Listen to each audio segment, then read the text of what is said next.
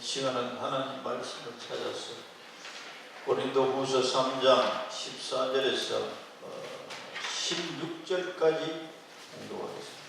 18절까지 같이 14절에서 18절까지 같이 공부합니다. 시작. 그러나 그들의 마음이 완고하여 오늘까지도 구약을 읽을 때 그 수건이 벗겨지지 아니하고 있으니 그 수건은 그리스도 안에서 없어질 것이라. 오늘까지 모세의 글을 읽을 때 수건이 그 마음을 덮었도다.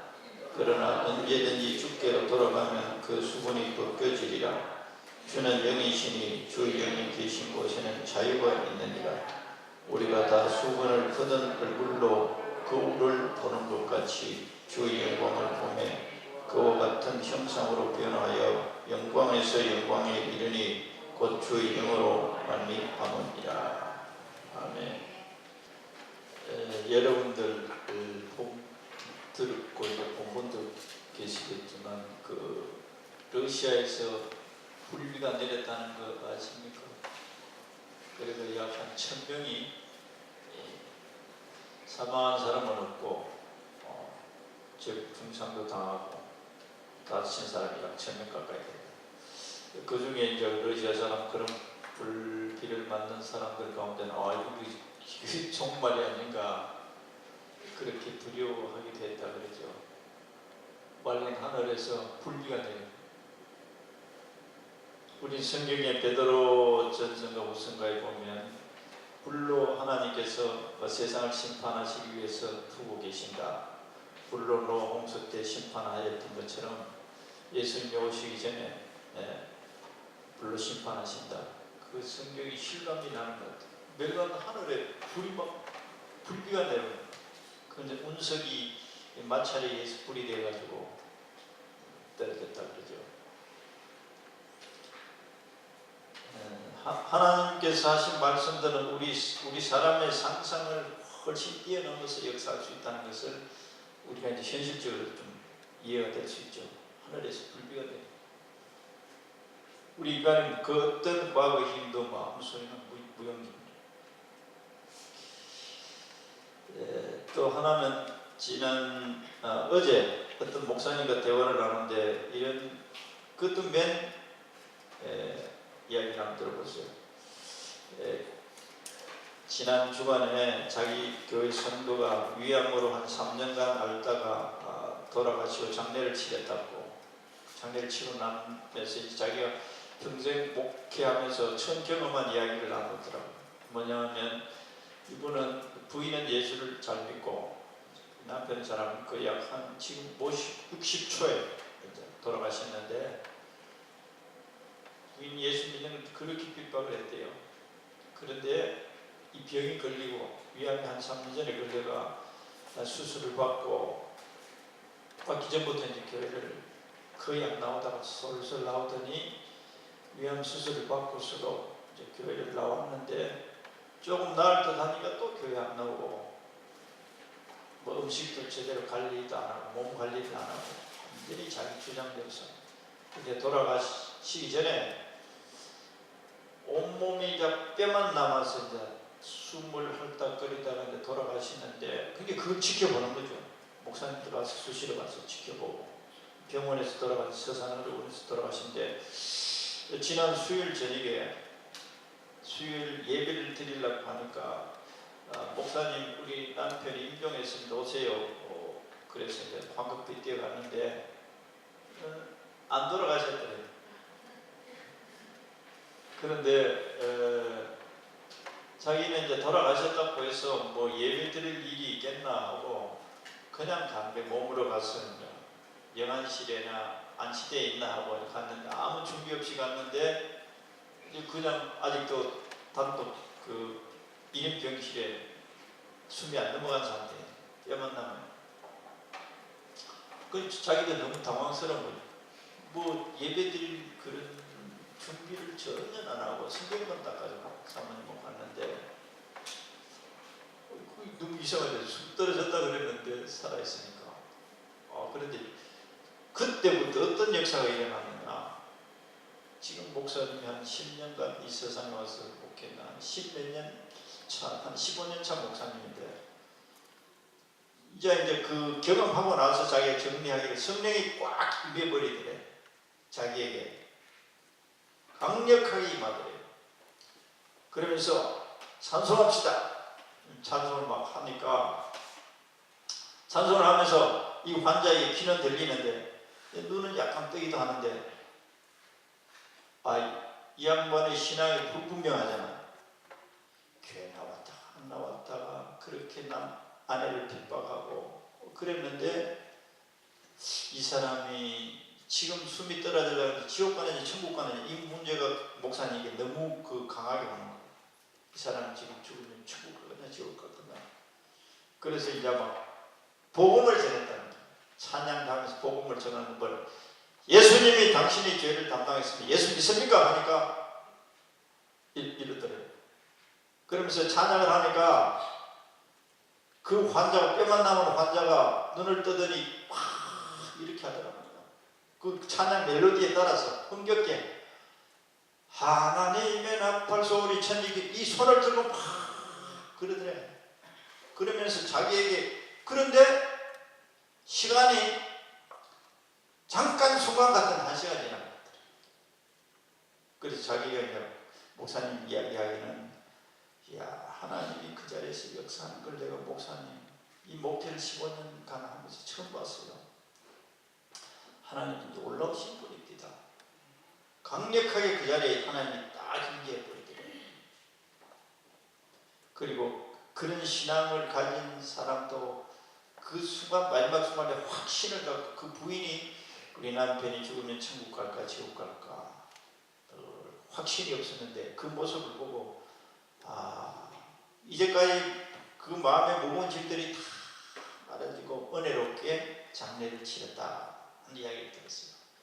그런데 이제 이 남편이 잘 부인 따라서 잘 신앙생활을 하나님 잘 믿고 의지하고 했으면 자기 힘만 늘 믿고, 자기 힘 믿고 살아요.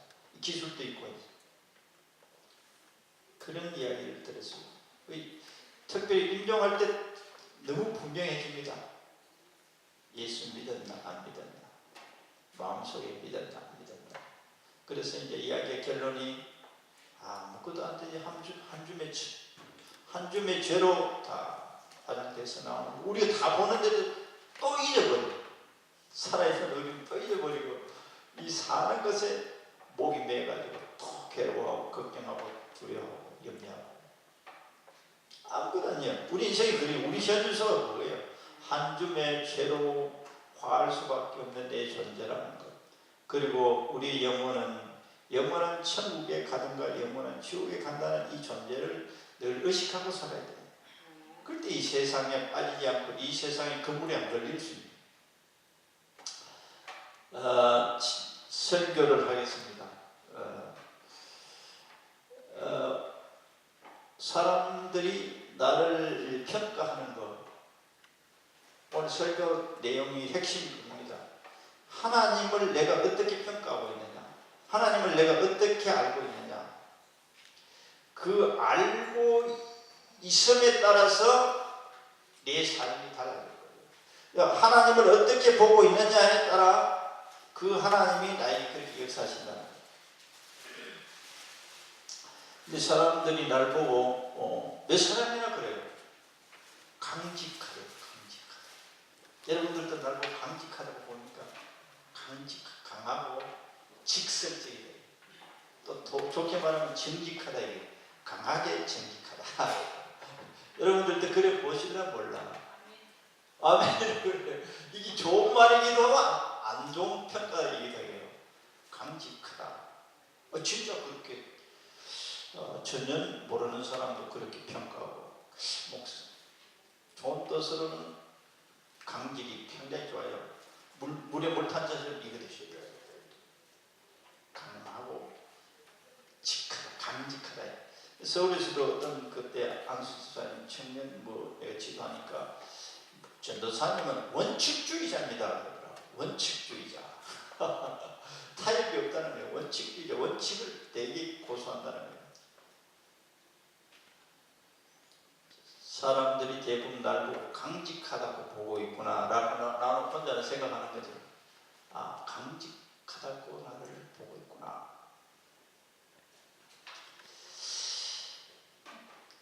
우리 각자가 하나님을 어떻게 보느냐.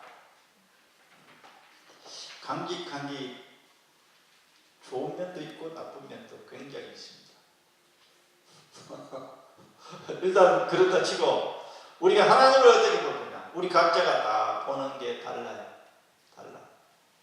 오늘 본문에서는 하나님을 제대로 봐야 한다라고 하는 메시지예요. 하나님을 하나님 그 모습대로 제대로 봐야 되는데 그걸 못 보고 있음에 대해서 이해시킵니다. 제대로 보시라. 하나님은 이러신 분인데 우리가 하나님을 잘못 볼 수 있다. 뭐 때문에? 그 이유가 있어요. 하나님은 이러신 분인데 하나님을 나는 이렇게 보고 있으면, 잘못 보고 있으면 우리가 그 잘못 본 것으로 인해서 우리가 불행해지게 되어 있어요. 복을 못 받게 되어 있습니다.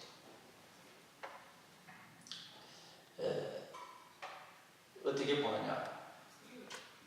김종익이가 강직한 면도 있고 강직하지 않은 면도 강직하지 않는 면도 이제 골고루 다 봐야 되겠죠. 일단은 그런 이미지가 큽니다. 하나님도 우리들이 교회를 나오고 이제 성경을 읽고 설교도 듣고 자기 속에 형성된 게 있어요. 하나님에 대한 이미지가 형성되어 있어요. 이 짧은 시간에는 다 이걸 넓혀서 못하는데, 하나님은 먼저 우리들이 그 이 세상의 의식구조는 사람을 보는 거나 이 의식구조에 가장 보편적으로 깔려있는 기본이 뭐냐? 줘야 준다. 이게 있어요. 거래 형식이 거래 형식. 내가 뭘 해줘야 상대방도 뭘 해준다. 이게 이 세상 기준이에요. 이 세상 기준에는 내가 뭘 해줘야 상대방이 해준다. 내가 해주지 않으면 상대방이 나에게 해주지 않는다라는 것이 이 세상이 모든 세상 사람들이 가지고 있는 베이스의 그 관계성입니다. 내가 해야 그쪽에서 해준다. 그래서 내가 안 해줬으면, 안 하면 내가 그분에게 뭘 안 해줬으면 그분이 나에게 안 해준다. 이런 식. 내가 그분을 해롭혔으면 그분이 나에게 좋게 하지 않는다. 이런 식. 깔려있습니다. 자, 무의식 속에 있습니다. 오늘 이것이 하나님을 바라보는 의식이 깨어지기를 축원합니다. 이게 제거되어져요.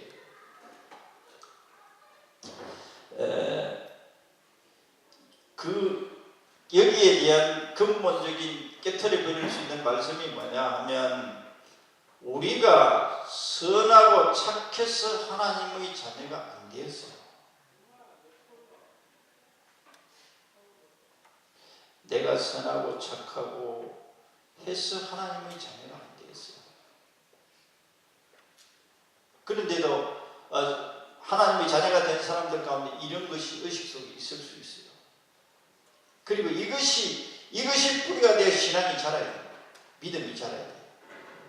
아무도 우리가 하나님에게 무엇을 해가지고 우리의 보상으로 우리가 하나님 자녀된 게 아니에요.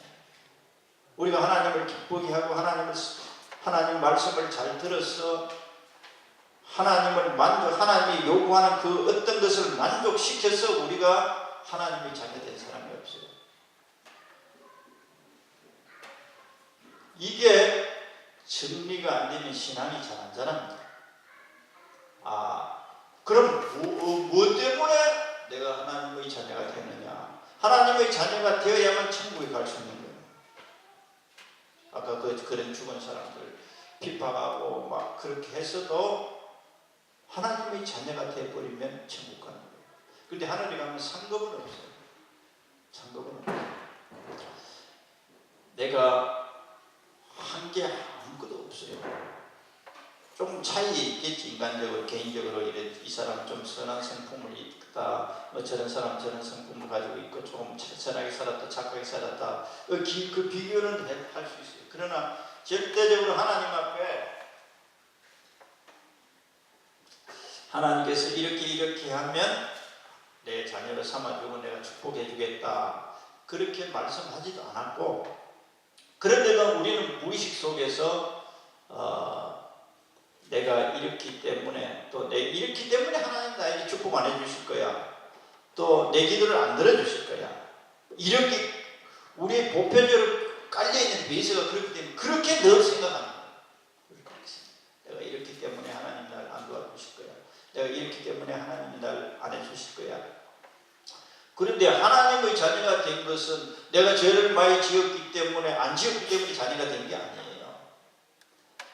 모두가 다 하나님의 은혜로 자녀가 되었어요. 할렐루야. 이게 출발이에요, 출발. 이게 왜 그러냐?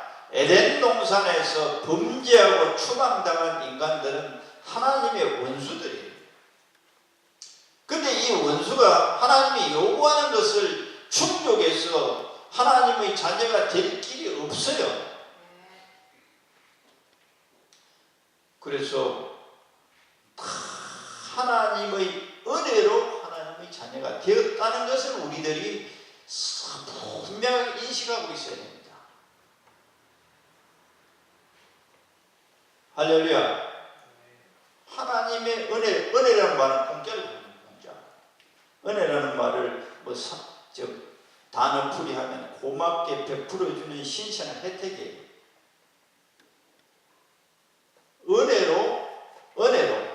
은혜는 공짜배기를 주었다는 거예요. 내가 그것을 받을 수 있는 무엇을 충족해서 준 게 아니에요. 보상으로 준 게 아니에요. 완전히 100% 공짜로 준 거예요. 이 진리를 믿습니까? 진리라는 게 참말이라는 말이에요. 거짓말이 아니라는, 이 말이 진리인데 이 진리를 믿느냐? 그러면 내가 완전히 은혜로 하나님의 자녀가 되었어요. 내가 하나님의 자녀가 될 수 있는 짓을 한 거는 아무것도 없어요. 오히려 하나님의 자녀가 될 수 없는 짓을 많이 했는데도 하나님이 은혜로 우리들을 하나님의 자녀를 삼아주신 거예요. 거기는 이제 한 가지 조건이 하나 있었죠. 믿으라. 내 은혜를 믿어라. 내가 공짜로 주는 것을 믿으라는 거예요. 할렐루야. 공짜로 주는 것을 받은 사람은, 은혜를 받은 것이 공짜로 줬는데 안 받은 사람, 받는다 안 받는다는 이 말은 믿는다 안 믿는다는 말이에요. 하나님께서 나를 용서하셨대. 그리고 용서하시고 나를 하나님의 자녀로 삼아 주셨대. 이제 성경을 통해서 계속. 그래서 이것이 정리가 어떻게 되어야 되느냐? 하나님께서 은혜로 먼저 하나님이 혜택을 베풀어서 나를. 그런데 여기서도 계속해서 그렇게 올라가야 된다는 거예요.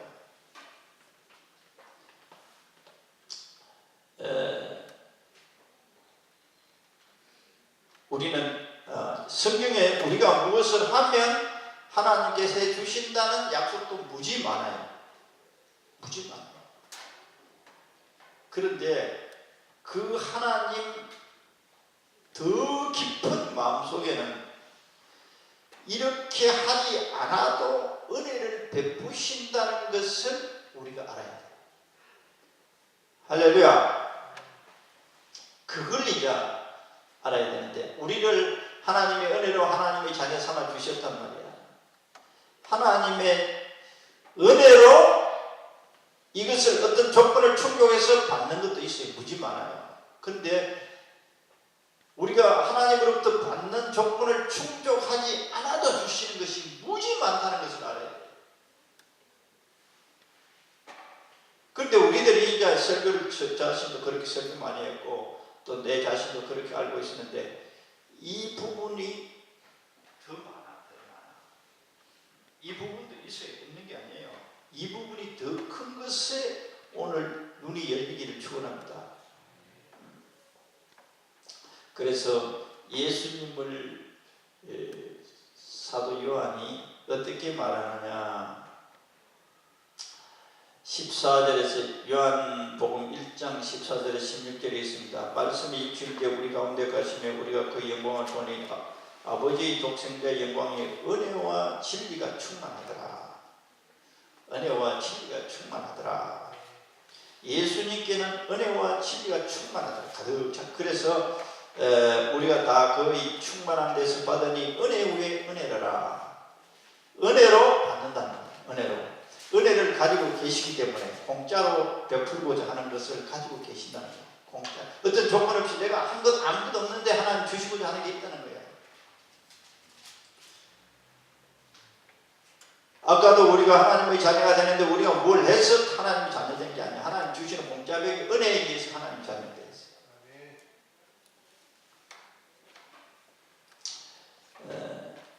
이 은혜를 받을 수 있는 것은 어떤 조건이 아니죠. 하나님 조건을 충족해서 받는 게 아니고 은혜로 받는 것은 유일하게 하나가 있어요. 겸손해야만 받는 것. 할렐루야. 은혜는 겸손한 자에게만 주시게 되어 있어요. 겸손한 자는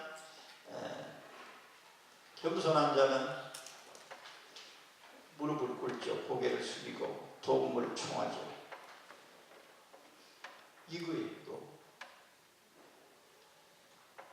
이거 인간들 자존심이 그럼 잘 못하게 합니다. 우리 나무에 도움을 구하는 거 이런 거 쉬 안 됩니다. 내가 그 사람인데 뭘 해줘야 이런 의식이 있어요. 내가 그 사람인데 이 도움을 구하면 그 사람이 내가 그 사람 어려울 때 도와주지도 않았는데 내가 그 사람에게 베푼 혜택도 없는데 그 사람 날 다 도와주겠느냐. 이런 생각이 우리 속에. 그래서 은혜의 도움을 못 청하게 만드는 거예요. 그것도 하나님과 우리 관계도 똑같아요. 내가 하나님께 한 것 없는데 내가 하나님께 뭘 이렇게 해달라고 하면 해주겠나? 이게 우리 속에 있다는 거예요. 이게 파괴되어야 된다. 그래서 하나님은 어떻게 되어 있느냐? 은혜로 받아서 하나님을 섬기도록 그렇게 하게 되어 있어요. 먼저 우리들이 은혜로 무엇이든지 받아서 그 받고 나니까 너무 기쁘니까 하나님을 내가 사랑하고 하나님 섬기고 싶은 마음이 일어나는 거예요. 은혜로 무엇을 받지 않은 가운데서 우리들에게 하라고 하나님 말씀하지 않았어요. 먼저 은혜로 너희들이 나에게 받고서 너희들이 베푸는 은혜를 감동이 되면 너희들이 나를 섬겨. 이런 조건으로 되어 있습니다. 성경을 깊이 읽어보면 은혜를 먼저 받아라. 내가 은혜를 많이 가지고 있다. 그래서 성경에 이제 옆에 오늘 주변에 잠언 3장 34절에도 겸손한 자에게 은혜를 베푸신다. 은혜는 겸손한 자에게 베푼다는 거예요. 그리고 이 말씀이 얼마나 중요한지 사도 야고보도 그래요. 사도 야고보도 4장 6절에 보면 겸손한 자에게 하나님은 은혜를 베푸신다. 은혜는 공짜로 주는 건데 이 공짜로 주는 것은 겸손한 자들에게 준다는 거예요. 또 사도 야고보뿐만 아니라 베드로 사도도 그래요. 베드로 사도도 베드로전서 5장 5절에 보면 이게 굉장히 중요한 말씀이에요. 하나님의 속성 가운데 이 겸손과 은혜를 가지셨지만 이 은혜를 어떤 사람들에게 주느냐? 겸손한 자들에게 준다. 베드로전서 5장 5절에 겸손한 자들에게 은혜를 주시느니라. 베드로 사도도 그래요. 자신이 예수님을 같이 살고 동행하고 그 하나님을 알았다면 하나님이 가지고 있는 그 속성이 무엇인가? 어떤 사람들에게 은혜를 베푸시느냐? 겸손한 사람들에게 은혜를 베푸시느냐? 겸손이란 또 뭐냐? 고개 숙이는 거예요. 고개 드는 건 교만. 고개 숙이는 거예요. 도움을 진정으로 상대방에게 바라는 사람들은 고개 숙이잖아요. 아쉬운 소리 할 때 전부 다 목소리를 낮추지. 겸손한 사람. 내가 할 수 없고 내가 도움을 받아야만 할 수밖에 없는 처지에 빠졌을 때 겸손이 나오는 거예요. 자기가 할 수 있다는 거 조금이라도 의식가 있으면 이 겸손이 안 나와. 자기가 하지. 그래서 하나님은 무한한 은혜를 가지고 계시지만 하나님의 자녀들에게도 겸손한 자녀들이 은혜를 베푸시고 하신다. 할렐루야. 은혜를 받아야 진짜 하나님의 사랑을 알 수가 있어요. 은혜의 하나님을 오늘 보시기를 축원합니다. 그게 이제 구약이나 신약에는 다 있어요. 성경을 읽어보면 다윗은 은혜의 하나님을 너무너무 잘 알고 있었어요. 오늘 신약 시대가 은혜 시대라고 해요. 은혜 시대이지만 은혜를 하나님이 그 은혜의 하나님이 것을 잘 모르는 상태에 있는 사람들이 너무 많아요. 아까 김용일을 강직하다. 딱 보면 계속 강직한 걸 생각. 그래서 부드러운 것은 잘 접촉이 안 되는 거죠. 그렇게 자기가 딱 고정해 놓고 있는 거예요. 다윗은 이 은혜의 하나님을, 그래서 우리가 하나님을 제대로 알아야 됩니다. 처음에는 이렇게 하다가 점점 깊이 알아서 암만큼 은혜와 복을 받게 돼 있어요. 어떤 내가 딱 고정시켜 놨단 말이에요. 그러면 그 이상 내가 접근할 수가 없어요. 이 시간에는 그럼 구약에 있는 사람들 가운데도 하나님이 어떠신 분인가, 구약으로는 율법과 신약에는 은혜의 구분이 되는데 구약에도 그 은혜의 하나님을 다윗은 보고 있었어요. 엄격하게 조건 따라서 하지 않는 하나님을 보고 있어요. 하나님은 구약 시대나 신약 똑같은 동일한 인격을 가지십니다. 그런데 구약 시대도 그 하나님을, 은혜의 하나님을 알고 있었다는 거예요. 할렐루야. 은혜의 하나님. 그 이제 다윗의 시 속에 수많이 다윗은 하나님을 은혜의 하나님으로 알고 있었구나라는 것을 알 수가 있어요. 은혜의 하나님. 그래서 은혜의 하나님으로 알고 있는 사람들은 은혜를 풍성히 누릴 수 있다는 거예요.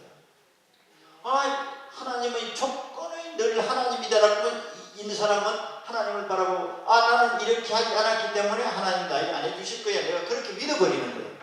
그러니까 그렇게 믿으니까 그렇게 하나님께 못 나아간다. 내가 그렇게 믿고 있다. 그렇게 알고 있단 말이야. 하나님 그러신 분이야라고 내가 딱 그렇게 고정시켜 놓으면 내가 그 이상 하나님과의 변화가 있을 수가 없어요. 그런데 다윗은 은혜의 하나님을 알고 있어요. 은혜는 조건 없다고 그러죠. 그냥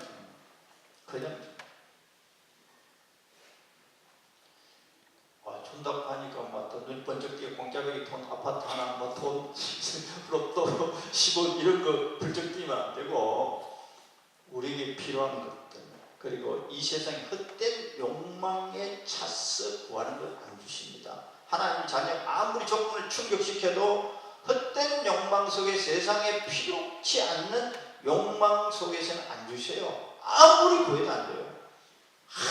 아무리 하나님께 잘해도 안 줄 거는 절대 안 주십니다. 하나님은 우리에게 필요한 것들은 다 주시고자 하십니다.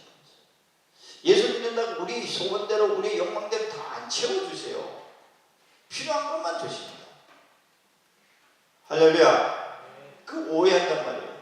내가 이렇게 했기 때문에 하나님 이렇게 무조건 아니, 하나님께서는 우리들에게 아무리 사랑스러워도, 우리 자녀가 아무리 사랑스러워도, 아무리 돈이 많고 아무리 재산 많아도 자식이 주려고 한다고 다 안 줘요. 필요한 것만 줍니다.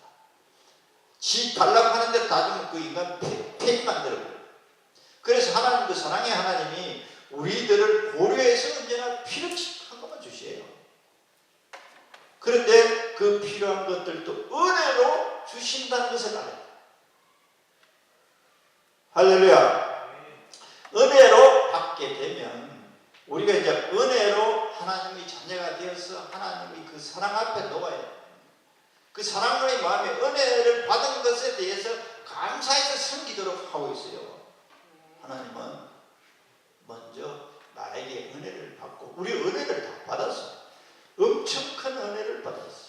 하나님의 자녀가 된 것은 완전히 100% 하나님의 은혜.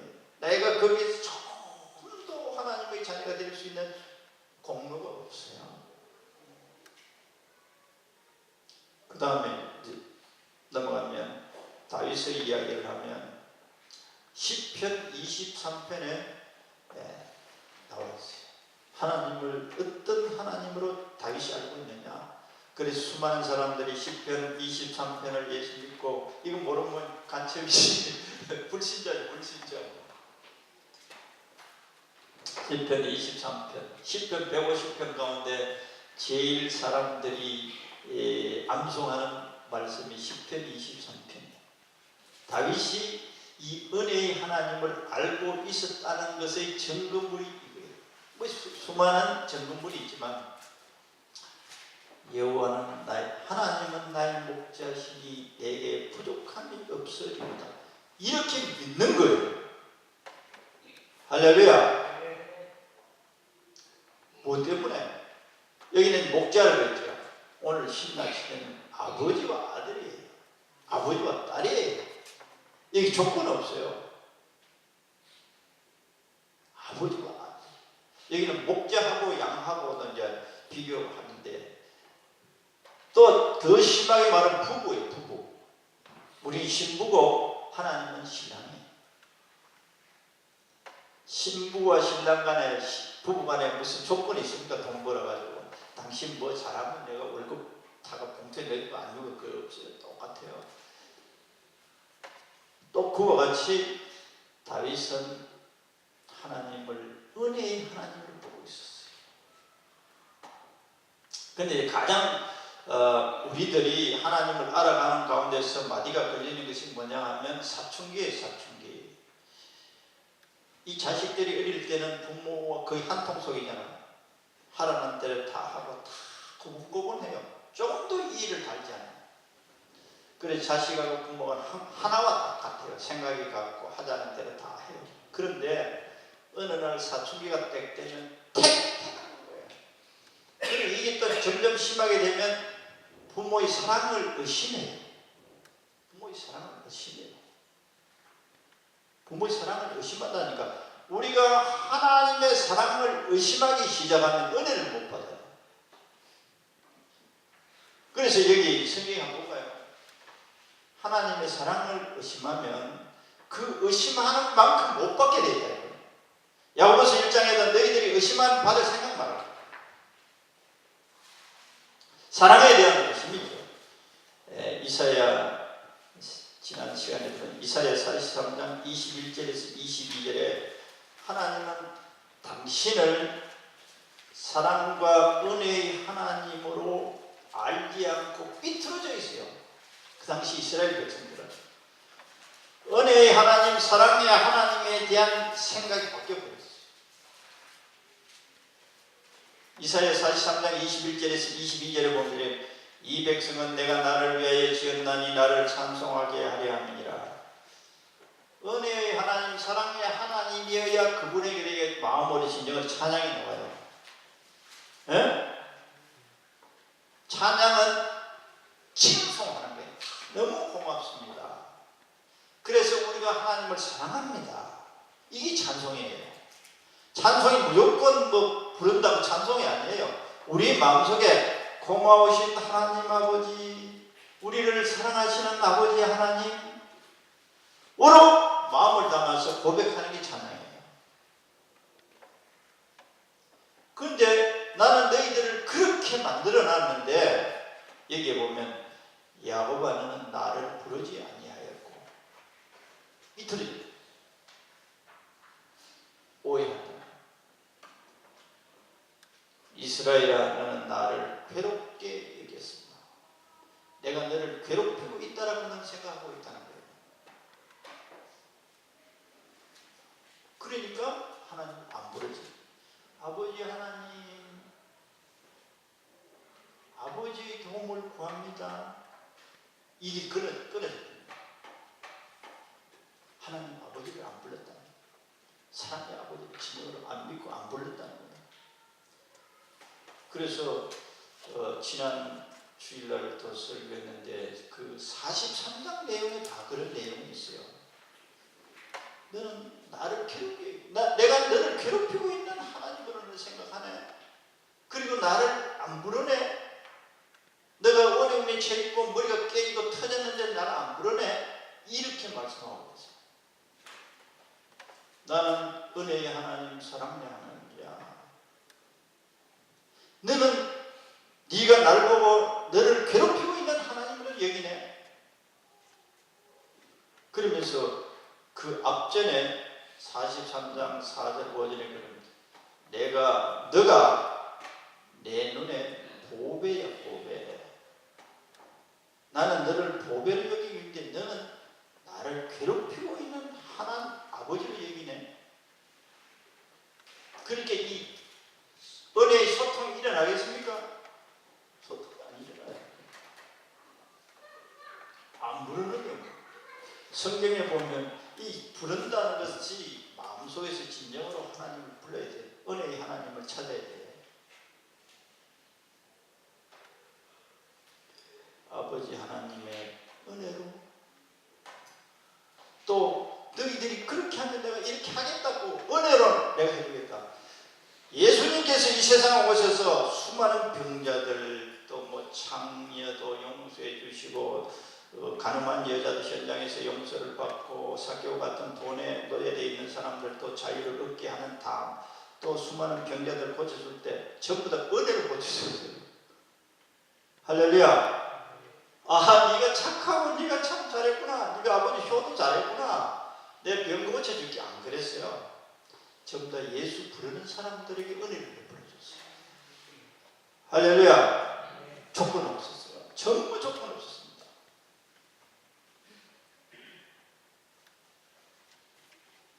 은혜의 하나님이 보이길 축원합니다. 여기 오늘 본문에는 수건이 가려야 돼요. 수건이 가려야 돼요.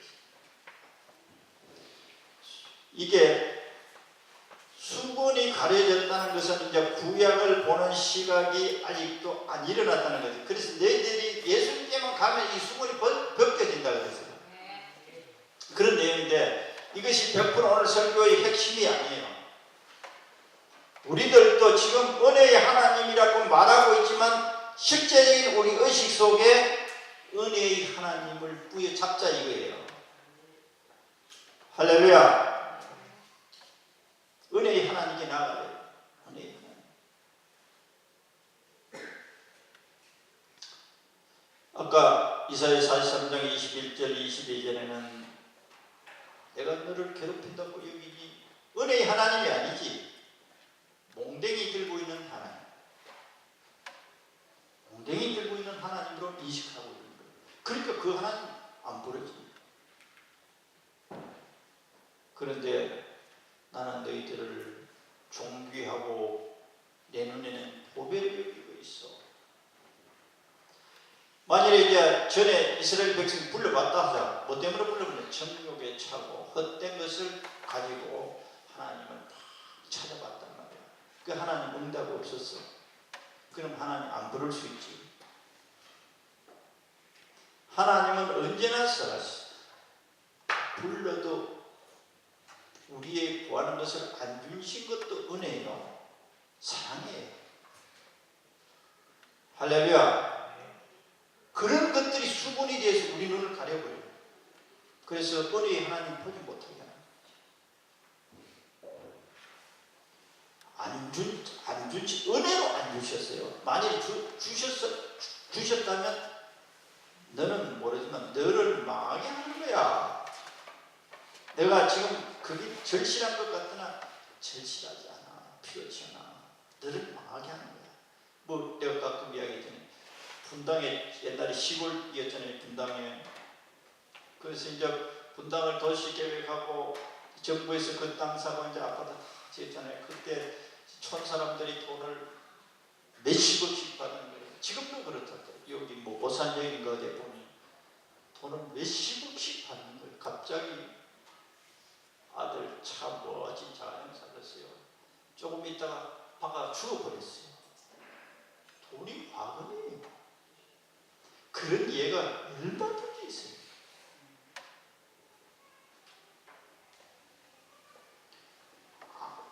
죽이는 거예요. 죽이는 거.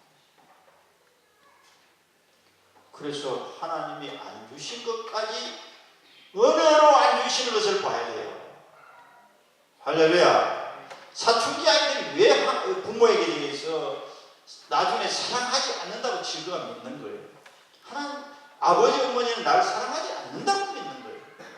그래 반항하는 거예요. 그게 왜 그러냐? 자기의 욕망대로 안 채워준다고 사랑을 의심하는 거예요. 부모는 가진 거 다 주고자 싶어해요. 그런 때가 있어, 때가 있어. 그처럼 하나님께서도, 은혜의 하나님께서는 우리들에게 때를 따라 주시는 거예요. 할렐루야. 때를 따라 고생도 주세요. 아픔도 주세요. 이별도 주세요. 그 전부 다 은혜를 주세요. 은혜를 주시는 거예요. 그 은혜의 하나님을 오늘 보는 눈이 축원합니다. 은혜의 하나님이 아니시면 하나님 승인이 괴로움이에요. 그리고 하나님 축복 못 받아야 제대로 받을 수가 없어요. 고린도후서 8장 9절에 보면 이런 8장 9절에 예수님이 가난한 목수의 아들로 태어나서 찢어지게 가난한 삶을 살았죠. 가난함을 인하여 너희로 부욕해 하려 하시리라. 할렐루야. 우리에게 은혜를 베푸시기 위해서 당신이 우리들이 갖추어야 할 것을 당신이 다 갖추어줬다는 거예요. 우리들이 하나님의 자녀되게 하기 위해서 예수님이 죄악을 다 걸고 지어주셨어요. 전부 다 하나님이 먼저 해주셨어요. 그걸 믿으라는 거예요. 할렐루야. 하나님의 자녀가 되는데 우리가 어떤 게 아니까 하나님 먼저 해주셨어요. 성자 하나님이 먼저 해주셨어요. 그리고 우리들이 하나님의 은혜를 풍성히 받을 수 있게 한 것도 이런 것에 대해서 예수님 먼저 해주신 거예요. 다시 말하면 조건을 예수님이 다 채워줬다. 그래서 내가 너희들의 은혜를 베풀고자 한다. 너희들은 믿고 날 불러라. 할렐루야. 은혜로 받도록 합시다. 기도하세요.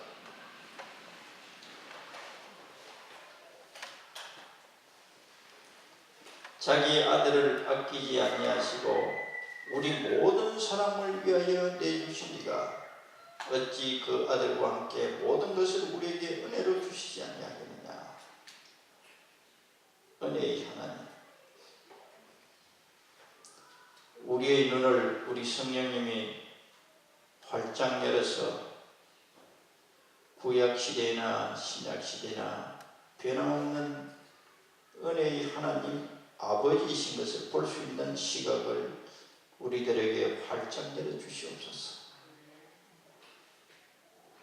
예수님께서 가지신 은혜와 진리가 충만한 데서 믿음으로 나가 은혜 위에 은혜로운 삶을 살아 은혜의 하나님을 이 세상에 증거하는 우리 되게 하옵소서. 오늘 우리들의 마음을 활짝 열고 겸손하게 주 앞에 나가 은혜 받는 사랑하는 자녀들이 되게 도우시는 성령님이 은혜로 도우실 것을 믿사오며 예수님 이름으로 기도드리옵나이다.